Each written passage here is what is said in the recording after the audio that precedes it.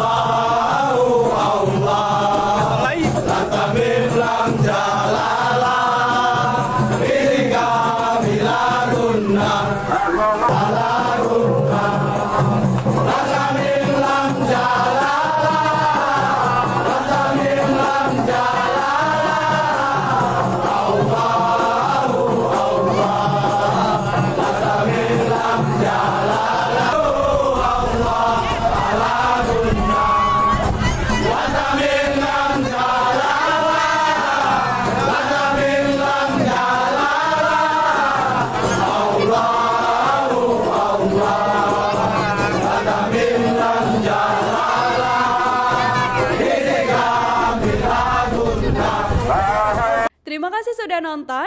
Jangan lupa like, subscribe, dan share ya.